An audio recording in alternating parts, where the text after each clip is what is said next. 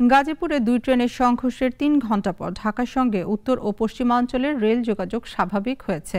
প্রাথমিকভাবে বলা হচ্ছে ভুল সিগন্যালের কারণে এই দুর্ঘটনা। তদন্তে হয়েছে ৩টি কমিটি। সাময়িক বরখাস্ত করা হয়েছে জয়দেবপুর স্টেশন মাস্টার সহ ৩ জনকে। আলামিনের পাঠানো প্রতিবেদন জানাচ্ছেন পিন্টু হাজং। গাজীপুরে জয়দেবপুরে দুর্ঘটনায় টাঙ্গাইল কমিউটার ট্রেনটির 4টি বগি লাইনচ্যুত হয়, আর তেলবাহী ট্রেনটির লাইনচ্যুত হয় 5টি বগি। প্রায় 3 ঘণ্টা পর ট্রেনের বগিগুলো উদ্ধার করা হয়। এরপরেই ট্রেন চলাচল শুরু হয়।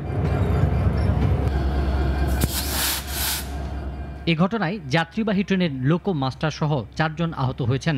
তারা গাজীপুরের শহীদ তাজউদ্দিন আহমদ মেডিকেল কলেজ হাসপাতালে ভর্তি। গাজীপুর ডিসি আবুল ফাতে মোহাম্মদ শফিকুল ইসলাম জানান, দ্রুতই তেল অপসারণ করা হচ্ছে যাতে তেলের কারণে আর কোনো দুর্ঘটনা না ঘটে। আমরা ফায়ার সার্ভিসের সহায়তায় তেলটা বের করে নিরাপদে অন্য জায়গায় রাখার ব্যবস্থা করছি, যাতে আর এখান থেকে লোকজন সব সরিয়ে দিচ্ছি, যাতে কোনো অগ্নিকাণ্ডের কোনো যেন মানে না থাকে, কোনো রকমের যাতে এরকম ব্যবস্থা না হয়, আমরা সেইভাবে চেষ্টা করছি। জয়দেবপুরের স্টেশন মাস্টার হানিফ মিয়া জানান, সিগন্যালম্যানের ভুলের কারণে এই দুর্ঘটনা হয়েছে, তবে পুলিশ প্রকৃত কারণ জানার চেষ্টা করছে। এটা এর পিছনে কোনো কি জন্য দুর্ঘটনাটি ঘটলো এবং এর পিছনে কারা কারা জড়িত এটা আমরাও যাচাই বাছাই করে দেখব, এবং যদি কেউ জড়িত থাকে তার বিরুদ্ধে আইনত ব্যবস্থা নেব।